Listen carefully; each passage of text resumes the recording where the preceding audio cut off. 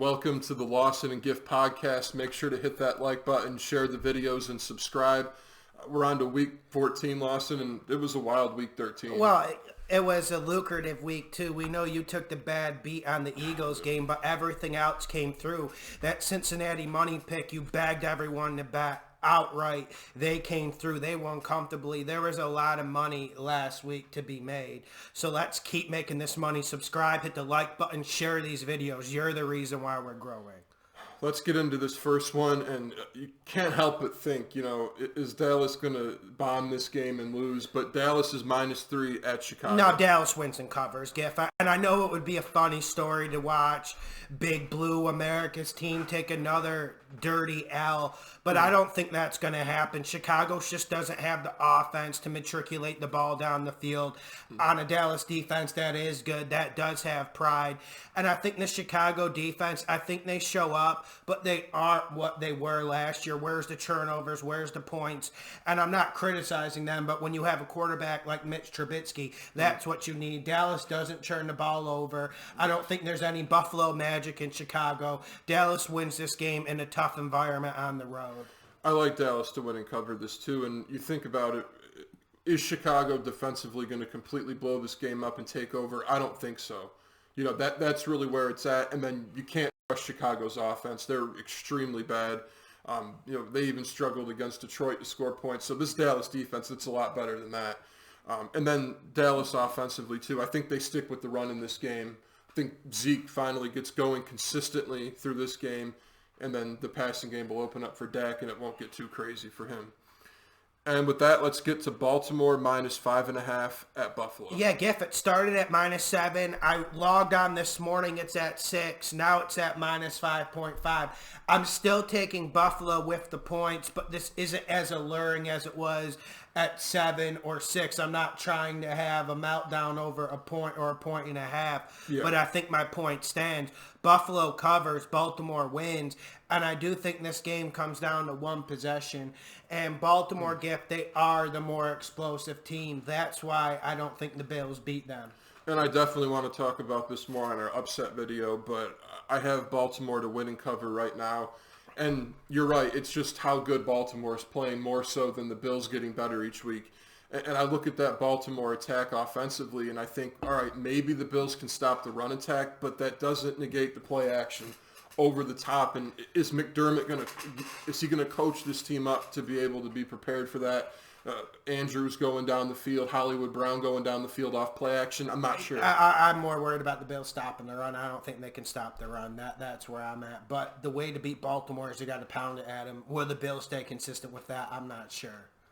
And with that, let's get to Washington +13 at Green Bay. I guess Green Bay wins and covers, and I love the points. I'm someone who always takes the points. It's been very, very lucrative for me betting, but I can't take the points here. I'm going Green Bay to win and to cover because they're at home. Yeah, and doesn't it feel like this is where they put their foot down and get that 2-game lead, possibly in the division? And that Minnesota loss was tough last night, and I think Green Bay, that's what they do. Washington's a team that this year has not played very well, and yeah, this past week, Geis got going, Adrian Peterson got going, and that's all well and good, but Green Bay is a good football team, and I don't think that alone is going to be enough for Washington, so I got Green Bay to win it. I think the Washington Magic's over.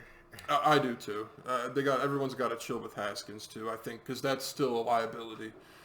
And with that, let's get to Denver +9.5 at Houston. This one's interesting. I like Denver to cover.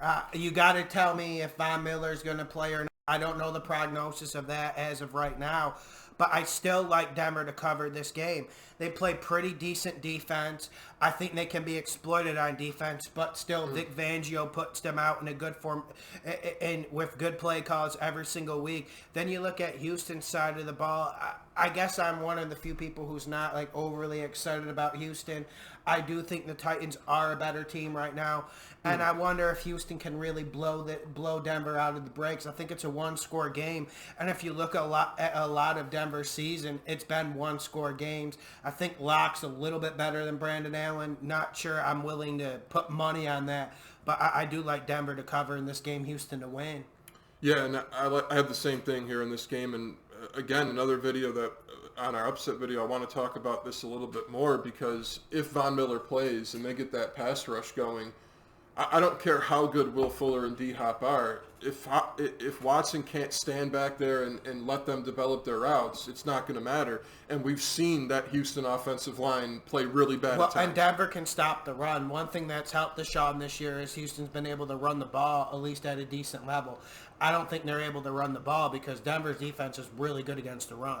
And then also Sutton, too. I think he can take advantage in this game. We know Houston's secondary. You can pass on them. I think that could be something to watch. But also, it's tough, though, because Drew Lock, I mean, what are you going to get from him? I think, and that's probably the biggest question mark in that game. So with that, let's get to San Fran +3 at New Orleans. This is the second tough game for San Fran in a short time. Yeah, if I got San Fran to win in the cover, I think they go road warriors, and I think everyone wants to talk about Drew Brees and Garoppolo. Everyone wants to talk about Shanahan versus Peyton, but what I want to talk about is run game versus run game. And as of right now, I think San Fran has the better run game. They've been in more battle-tested situations. I don't know if New Orleans is ready for this after some of the layups they've been taking, like Tampa Bay and the Falcons. I don't think they're ready for the intensity of this game. I think San Fran bounces out 14-3 lead early, and then Bosa and Ford get going, and it comes down to one possession because Breeze isn't going to go away, but this early lead will put San Francisco for the win and money. Yes, and Lawson, I like what you said the other day about how you thought San Fran, their performance was even more of a big deal than Baltimore straight up winning that game. I think it was. And that defensive line for San Fran, man, to hold Baltimore with how explosive they've been in somewhat of check, that to me is big, and I think they're able to slow down this New Orleans offense in this game. And I've been saying this the whole year. I do feel like the New Orleans Saints are in jog mode right now. And frankly, I don't blame them. Of course, they want the NFC to go through the Superdome, but I don't know if this switch is just something you can turn on. I think it's something you have to build up to. You have to walk up the stairs, jog up the stairs to be able to get the switch. I don't know if you can just stationary, just flick it on and off. Listen, I'm not blaming New Orleans because they haven't played that good of opposition, but I don't know if they're at their heights right now. I can agree, and I think what I want to see more consistently is not even so much throwing the ball to Kamara, but just the dual threat of an attack from a run game. I just want to see that more consistent from New Orleans down the stretch and that get better. And San Fran, that D-line, I think they're going to stop them. And with that, let's get to Cincy +9 at Cleveland. Not so crazy about Cincy this week. Not with the points maybe, but not with an outright win. I want to put it past them. I mean, Cleveland did lose to Pittsburgh last week pretty hard. Give me Cincy to cover. Really damn sure about it. Cleveland to win. Now, since you can't stop the run, and we know Cleveland's going to run that rock more, that's why I'm not too afraid about Cleveland. But I do think Cincinnati gets the better quarterback play, and I think that makes a damn bit of difference when we're talking spreads. Dalton plays better than Baker. Cover. Pretty sure about it. Although I don't know if you want to put your hard-earned money on Andy Dalton in Cincinnati. I think there's other meat to pick. That's where it's at with me. Is Dalton going to have two decent games in a row? And certainly when they beat the Jets, you look at that game and it's Dalton wanting to prove something because he's been on the bench so long. But that only lasts so long, that fire. But I got Cincinnati to cover right now, Cleveland to win.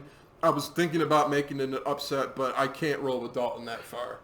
I just can't do it. And then I think because there's a lot of other holes, too. That's the thing that we can't forget about. Well, I think this is also a game where sometimes talent is too much, and we've seen this with Cleveland this year. Landry, Beckham, how good is that Cincy secondary, especially with the injuries they've had this year?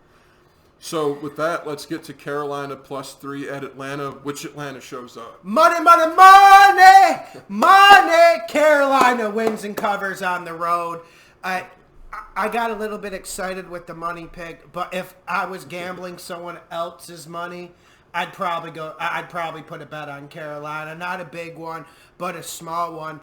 And I know Carolina's been disappointing. This podcast has been telling everyone their fans are in delusion. This is fodder. This is Riverboat Round pulling rabbits out of hats, even though they don't want to give the man credit for the victories. I just don't think Atlanta can stop Christian McCaffrey long term.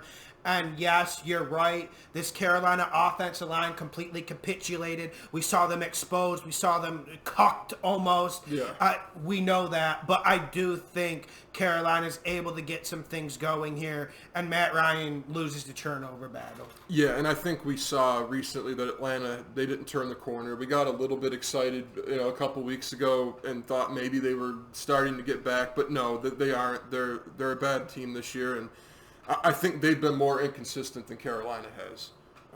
I honestly, I know you said money pick, but I'm going to stay away from this one because of how bad this line is with Carolina and the offensive line. Because if they're going to be that bad, allow 7 sacks to Washington.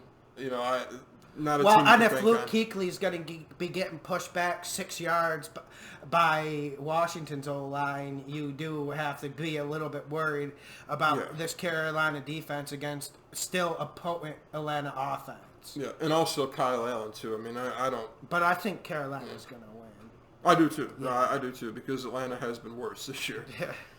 And with that, let's get to Detroit plus 14 at Minnesota. Minnesota wins, covers. Yeah. It's hard to tell because we don't really know who's playing quarterback. But I think the one thing we can bank on is we don't know if Matt Stafford's not walking through those doors. Yeah. So I don't know if that changes a lot for the spread. But I do worry about how big this spread is at the moment. I would stay the hell away from it. I do think Minnesota wins and covers, but this isn't one to bet. I don't think we see any Thanksgiving Day magic from Detroit again. Third-string quarterback David Blau. No, it's not going to happen in Minnesota. Zimmer's going to be ready for this game, and it's a game Minnesota has to win if they want to stay in this race. So Minnesota to win and to cover. They had a good battle against the Seahawks. They tried to come back in that game last night. I mean, credit to them for trying, but Seahawks are a really good football team. But I also think Minnesota's a good football team as well. Detroit's not. And with that, let's get to Miami plus 5.5 at the Jets. This is tempting. I got Miami to cover, Jets to win. Tempting to go Miami. But there is a lot of things stacked against Miami, and there's a lot of things that need to go right for them. And I don't know if we're going to see Fitzpatrick throwing it deep to Devontae Parker 4 or 5 times in the Meadowlands, cold and wind. That's why I'm going Jets to win, but a tentative win. Yeah, I'm going tentatively as well because the Jets have been a problem recently too. And I got the Jets to win and cover though. Miami still is talent deprived. I think defensively they have a lot of issues still. Yeah, they got a ton. And, Darnold, I think he gets it done at home. And that's really as far as I'm willing to go because both teams just have so many problems. You look at Adam Gase and the way that offense is being run. Talent deprived on defense, even the Jets are. And then really, too, with the Miami, is this a game where Fitz is going to show up again like he did against the Eagles? You can't really bank on that either. And with that, let's go to Indy plus 3 at Tampa. Indy is actually the underdog. Yeah, and I like Indy because I'm going to ask myself, well, who's going to run the ball better? Who's going to take care of the football better? I don't know if T.Y. Hilton's playing, but I think Indy gets back to running this football. We have seen Tampa Bay really good against the run this year, and we've seen Jameis playing better football, but there's still the turnovers involved, and that's what will bite you in the behind. Give me Indy to win in the cover. I got Indy to win and cover as well, and I think for me, it came down to what team's more consistent and sticks to their formula. Indy does that. They're going to try to run the ball and work play action, and that's how if that doesn't work, their offense isn't going to do anything, but they stick to that plan. Tampa, with the turnovers, that's what I can't trust in this game. Give me Indy in that one. And with that, let's go to the Chargers minus 3 at Jacksonville. Yeah, give me Jacksonville. Really sure about it if we're talking the points, okay? And I hope this pushes up to 4 or 5. I think Minshew adds a little bit of a different dimension. He can buy time. He can create some things. And I think he creates just enough to get this Jacksonville Jaguars over the hump this game. Now, when you look at the Chargers, you look at Phillip Rivers, a guy who's completely lost the plot. But you also look at a team that really isn't that physical on the offensive line. Are they going to run it? Like the blueprint to beat the Jags is not run it outside, not run it to the left, just pound it right up the gut, pound it up the gut. Do you really see the Chargers doing that and having a fun time against Jacksonville? I can't see them running it too much. Jacksonville wins and covers. I don't know if Jacksonville's going to be able to run it, though. That's why this isn't a money pick. This is a tough one because I do believe that if Rivers keeps the turnovers down, they'll have a chance to win this game. But right now, give me Jacksonville. I think the Chargers are going to have a hard time traveling. And I think finally this defense wakes up a little bit. I think there's going to be pressure on Rivers. But you're right, though, and we haven't really seen it, though. But the Chargers lining up in big formations and trying to pound teams, for whatever reason, we haven't seen a lot of that. And you would think that would be the way to go. That's how you help an offensive line. If people want to use excuses for Phillip Rivers' play, we keep hearing, well, the offensive line is bad. Well, you got to stay consistent with the run game in order to help that. And with that, let's get to a big game, Kansas City +3 at New England. Jeff, I know it's in Foxborough. I know Foxborough has bad weather. I know the Chiefs aren't at peak performance right now. This Chiefs team is a Lamborghini that just got out of the shop with a bad bumper and bad transmission. But give me the Chiefs because of more firepower. You can't realistically give Tom Brady the scraps he has to throw with and get away with it against good, quality, well-coached football teams. We know Andy Reid can choke. We know Andy Reid doesn't know how to get in a nasty, grinded-out game, possession by possession. We know that isn't his milieu, but I do think the Chiefs come out victorious, making a money pick. And I initially had the Chiefs, but then I had to step back and say, everybody's going to be sleeping on New England this week because of their performance against Houston. And New England, they're going to want this. They're going to want to win the rest of their games. They want home field advantage throughout. I got to believe that they're going to figure this out. And that's so I have New England to win and cover. I feel like Kansas City's offense is becoming easier for teams to stop, and what better coach to do that than the hoodie? And then defensively for the Chiefs. Are we there to say that they're that good yet? To go into Foxborough and shut Tom Brady down? I don't think so. So give me New England in that game. Really looking forward what's to there this. to shut down? And a Julian Edelman who gets as much separation as me running? Like, yeah, there needs to be something more at wide receiver. And I'm shocked there wasn't a call to Antonio Brown. And I'm shocked. And I'm also even more shocked. I know Josh Gordon probably messed up 3 or 4 times, but I am still a little bit shocked that they let him go. And this N'Keal Harry guy is terrible. He's bad. He's really bad. You said it before they drafted him. You gave him like a 5th round grade. Calvin Harmon with the Redskins is better. This is bad stuff, Giff. It is, and I am surprised that Robert Kraft is allowing this. This is bad. No, this is really bad, and they can't run the rock, and they can't protect Brady. KC wins this game, man. You're wrong on this. We'll see. I am looking forward to that one. And unless the weather is, unless it's like 6 feet of snow, or unless it's like 20 freezing rain and Mahomes can't grip the ball. As long as he can grip that ball, he's putting up 20 points. I don't see this Patriots offense putting up anything. All right, that's a bold statement, but they have struggled recently, so can't disagree. And with that, let's get to Pittsburgh -3 at Arizona. Money, money, money! Money!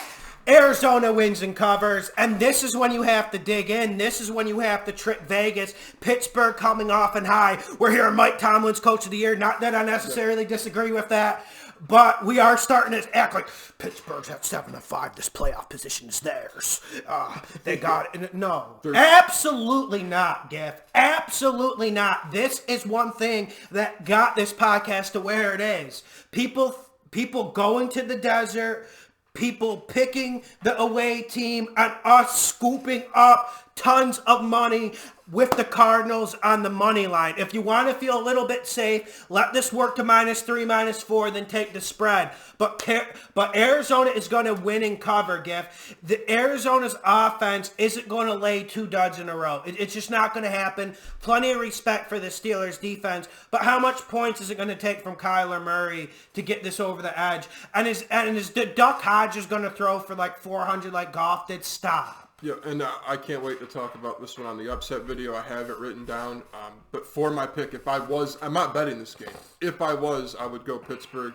And I like that defense. TJ Watt up front, if they're going to explode that line of the Cardinals and disrupt everything, then Arizona's offense isn't going to be able to do much, and it probably will look similar to what we saw in that Rams game if it gets blown up. I think it's going to be a quick passing attack. I think they're going to get the ball out of their hands, and I also think this Pittsburgh offense is going to be stuck in first gear and neutral. And this Pittsburgh offense is really bad, man. It is bad, and it's really bad. And we can't forget that Hodges is third-string quarterback. They don't have a lot of weapons to throw to. That stuff can't be forgotten. And with that, let's get to Tennessee -2.5 at Oakland. Does Oakland have any chance? Yeah, Oakland's going to win. Surprisingly. This game is more a feeling. This is where I have to say there isn't a lot of science here. But we know how the NFL is. Oakland finally gets back to home, and I think they're able to do something. Are we going to see Carr lay 3 absolutely donuts in a row?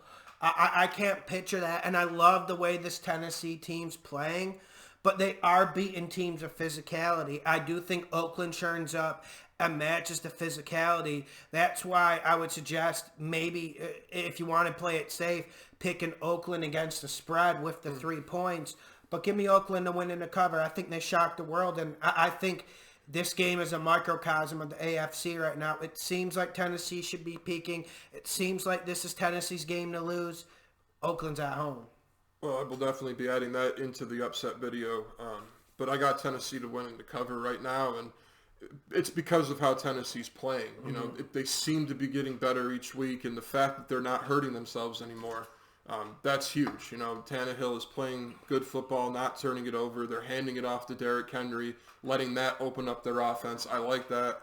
And then defensively, they've been playing pretty decent too. And then you look at Oakland, and certainly they can run the ball, but who are they going to throw to? And that's the problem. And I saw some people watching all 22 trying to deflect blame away from Carr. I'm not willing to go there. But Chucky really needs to work in more play action, early downs on first down, play action. Yeah. Get Carr rolling out to the right.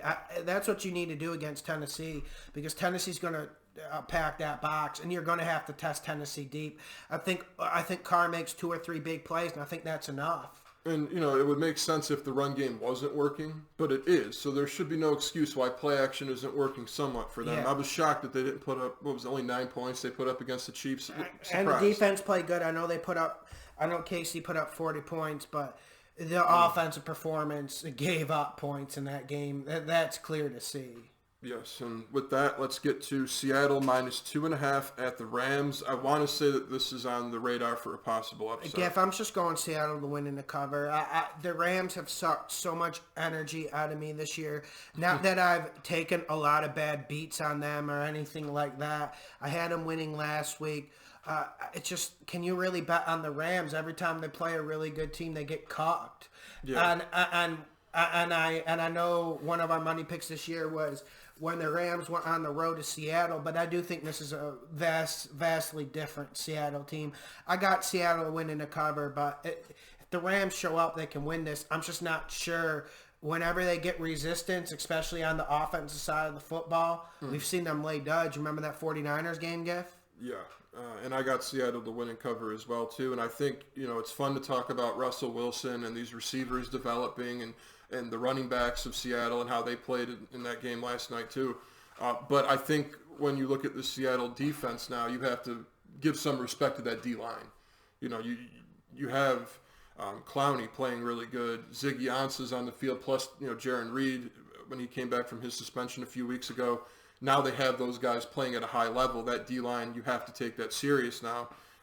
So in this game, I got Seattle to win and cover. Rams, I just don't think are where they need to be. They did put up a lot of points against the Cardinals, that being the operative word there, the Cardinals. But I just don't think the Rams are in that form they need to be at yet with the run game, play action. I just don't think they're there yet. No. And with that, we'll wrap it up with the Giants +8.5 at Philly. And honestly, after that performance against Miami, you got to go Giants to cover, Philly to win. I don't really have much to say about this because The Eagles are kind of disgusting. Very disgusting.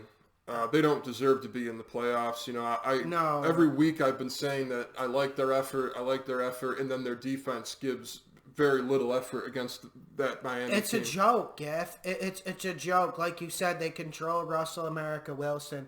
Then they let Fitzpatrick and Devontae Parker look like Randy Moss and Tom Brady. Like that's literally what happened. Yeah. And when you think about this NFC playoff picture, it's a damn shame because you got the 49ers. Okay, they're in a wild card spot right now. And Dallas is going to get a home game. Well, yeah, the Vikings are in a wild card spot. I know. At It's 8-4. ridiculous. It's ridiculous. Vikings probably go 10-6, which I'm fine with them being in a wild card with 10-6. But the fact that the 49ers have 10 wins already and they're going to have to go on the road in the first week of the playoffs or Seattle, it's a joke. I know that's how it cracks out, and I don't want the NFL to really change anything because I don't know if you could change this. You could just reseed everyone, but we have divisions for a reason. But I just think this is a microcosm of how bad this NFC East is, and it's been like this for like 10, 15 years. Yeah, and I guess the only thing they could do is if they were to switch certain teams out of other divisions and mix that's not going to happen. They love their NFC East gravy train, Giff. Subscribe, hit the like button, share the videos to Lawson and Giff Podcast.